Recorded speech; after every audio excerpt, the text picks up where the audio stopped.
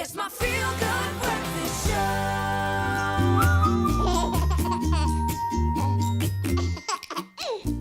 It's my favorite time of the week. It's baby talk time on your feel-good breakfast show. Now, are you wondering what costs parent-to-be should be thinking about before and after their child's birth, or when the best time to start saving for your child's education is? Well, on today's baby talk, mother and actress Diaan Lawrenson and occupational therapist Meg Faure help us to figure out how to manage our finances and prepare for our children's future. A wonderful and very, very relevant topic, especially in my life right now. So I'm glad to have both of you ladies here to give me some advice and hopefully to parents to be out there. How are you doing, Meg? Good, thanks, and you, Kat? Absolutely wonderful.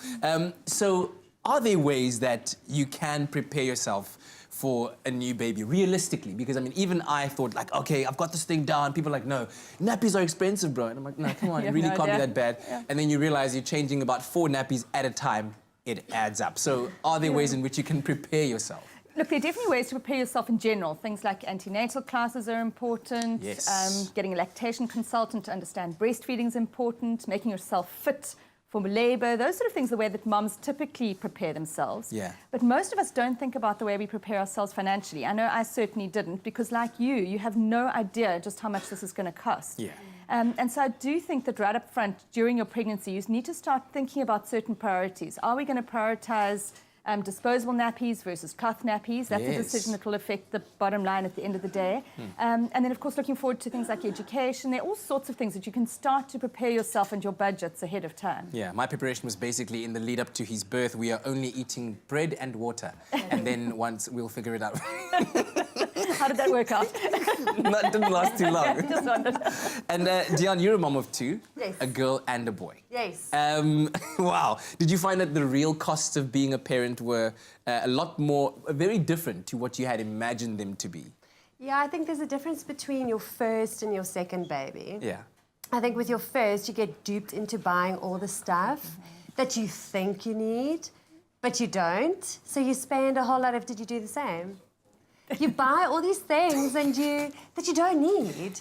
And you're like, oh, I never used that. And then with your second baby... But they tell you your child needs it, right? But you don't. Yeah. All they need is food and love and a nappy. Time. I think. And time. Love. Yes. Yeah, and but then with your second baby, you're like, I'm not buying that. I'm not doing it. You just don't. So you learn. Yeah. And I appreciate the first time round, you're like, I want the nappy disposal and everything that you need to. You don't need it. Yeah. Listen, we'd like to take your calls as well. 0214309881 and your thoughts on how you best prepare for your child coming around in terms of finances. That's our big focus point. And I remember speaking to a parent at a swimming class about the use of disposable versus cloth nappies. I'm like, but aren't we in 2018? Where do cloth nappies come into play here? But it's a real thing. Okay, absolutely. But some of the big costs that parents should be budgeting for in preparing for parenthood, Meg? Yeah, so there are things that you don't consider, like if you're driving that gorgeous little 2-person convertible, you're going to need a family car, and that's a big number. It's a real very thing. big number, yep. And then you've got things like the pram and the car seat, and some of those systems can be 30,000 Rand. You know, so you want to just really be aware of the fact up front that some of the equipment you do need, and so you need a good car seat, but do you need to be spending the 30,000 Rand on it? Yeah. Other things are the cloth nappies and disposable question, and it's actually very interesting because your layout for cloth nappies, and by the way, there are very good systems now. There are even systems where they'll come and collect your nappies from your home, take them away, do them for you and bring them back so that you're not using disposables. Oh my gosh. And of course there's an environmental impact of disposables. Yeah. So, but up front you've got to think about those sort of services. And then there's childcare. I mean, it really does become very expensive. You've got to decide, are you going to have a nanny so that you can get back to work? Or are you going to look at a good creche? And a good creche can cost a lot of money as well. So there's a lot of these unforeseen expenses that do crop up with little ones. Yeah, and I mean, one of the realest things that kind of hit me, where at some stage having a car was a luxury, and I'm like, but I live close enough to work, I don't need that. But then you think about traveling and always being able to have the baby safely in the car now warrants having a bigger car and not just, like you say, the convertible 2-door thing that is you know, more for your lifestyle. So there's so much to think about. So that's why we want to get your calls. 0214309881. Baby Talk, it's all about how to plan your finances right for being a parent for your child. And also, a very important one that's weighing on my head right now is how to ensure that I save up well enough to put him in the best school that I want him to be in order to give him a future that I'd like to give him. So we'll talk more on that just after the break. Stay tuned to your Feel Good Breakfast Show.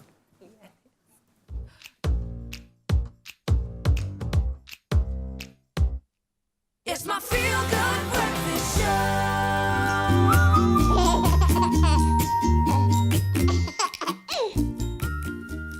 Dumelang bomapimpane bomapopom. It's baby talk time on your Feel Good Breakfast Show, my favorite time of the week, man. You know why. Meg Faure is joining us with Diaan Lawrenson. We're talking about making sure that you don't overspend on the things that you think your child needs, how to plan your finances correctly for your child's development. And the truth is, ladies, everyone wants the best for their child. So how do you make sure that you balance wanting the best versus going crazy on the expenditure of things that you don't really need? Yeah. The best, I think, I mean, we all have personal opinions on this, but the best is just love and time with your baby. Like, there's nothing else that can beat this and this and this. Do you know what I mean? You can buy everything, but it can't replace. Yeah. So for me, the principle is buy it when you need it. Yeah. If you need it, if you, I need that, I need a bottle. Yes. Then get one. Yeah. Do you know what I mean? Like, don't buy stuff. Absolutely. I mean, I do think we get conned into buying a huge amount of stuff out of guilt, out of a I was sense about of to ask that. wanting our child to have the absolute best. But very often the programs that we're subscribing to and the toys that we're getting them cannot actually replace just simple time with them. And time is free, and it's, you know, it's a lot cheaper. So I do think it's important not to fall into the trap of buying and consuming and when it comes to your baby. Let's talk about something that's non-negotiable, education. Totally. Saving for your child's education is it's of paramount And importance. I think most parents will agree that this is a complete shock. Like, you have no idea how expensive education is going to be. All you need to do is go into www.anyofyourfavouriteschools.com and take a look at their fees, and you'll know pretty quickly what it's going to cost you. So let me ask you first, John, how did you go about planning, or have you started planning for the future of the education of the children? I mean, you think when you have children or babies, you're like, oh, we have to plan someday they're going to university or whatever. That's not the most expensive. Like, just taking them to a good nursery school, good, primary school is really expensive. So we started very early on, not only making provision for, hopefully they go to like tertiary education one day, but just their day-to-day schooling. Yeah. But again, for me, it's not being conned into thinking, because we all want the best for them, but what is the best is very individual to your child's needs. And I think it's reflecting on who your child is and looking at them and making sure that they're getting the best for who they are and not necessarily for who the Joneses are or who you think That's you the should thing, do. Or hey. competing. Keeping up with the Joneses. I know. And it's just, for me, it's always reflecting, like, what is your family dynamic? What does your family need? What do your kids need? Who are they? Meg, how do you suggest we best save up for education? How have you gone about it? Yeah, look, I do think it is very important up front to do the numbers, depending on what type of school you want your child to go to. Yeah. So if you want to go to a good government school through the whole of school and then tertiary education, that's a very different number to if you want to go to a private school. And some private schools are now starting the little ones at 4 months of age and taking them all the way through to matric, I know. Which, and that's the other thing, don't be conned into moving into education systems too early because for fear of them not getting into the best school later. There are many schools, many government schools and lower range private schools which provide absolutely incredible education without you falling into the trap of being in this private school system. Having said that, whatever you've chosen, you need to do the numbers ahead of time. And I can remember very clearly a conversation with my husband where he said, we did want our kids in private schools for primary and high school and tertiary education. He said, we need $1 million in the bank. It was a shocking number. It was that number where you went, what? That can't be the number. But if that's what you're wanting to do, you need to plan ahead. And that is where these education policies do come into play. And they can be very useful in combination with some financial planning. I mean, I'm thinking as far as if he one day shows the potential to even go to, let's say, an Ivy League university like a Harvard or an Oxford, then I've got to be ready for that. Am I shooting too far ahead? Look, I do think those are crazy numbers. We actually went through the whole Ivy League process with my son, funnily enough, and we didn't go in the end. We'd done the whole process because we simply could not afford it as a South African. And so I just think that, and he's at Stellenbosch and it's a most fabulous university. Yeah, we've got great universities here, world class. World class. And so I think we just need to balance what we're thinking about our kids. And our children are going to be awesome in spite of things like their education, you know, because of the time we give them. So it is more important to prioritise that as well. Wow, great lessons, ladies. Thank you very, very much. And Meg, of course, you'll be talking about this and so much more on the 29th of September at the Baby Meetup. Yes, we've got some incredible speakers. In fact, we have Priya Naika, who is a financial planner from Old Mutual. And I heard her talk last year, and it's the most incredible talk about how to plan for your child's future. Excellent. So anybody who is starting to put their heads to that type of thing should come along on the 29th of September.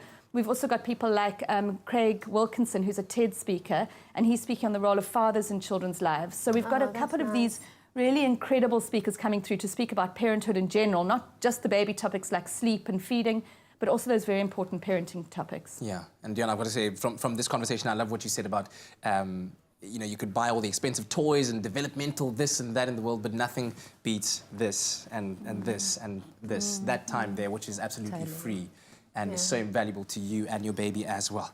But of course, if you'd like to attend the baby show at the Kailami International Convention Centre, it's taking place from the 28th to the 30th of September, with the meetup happening on the 29th. And of course, if you'd like more information, visit them on social media at Baby Show SA. Of course, you can also check out the hashtag meetup. Ladies, thank you very much for a great baby talk.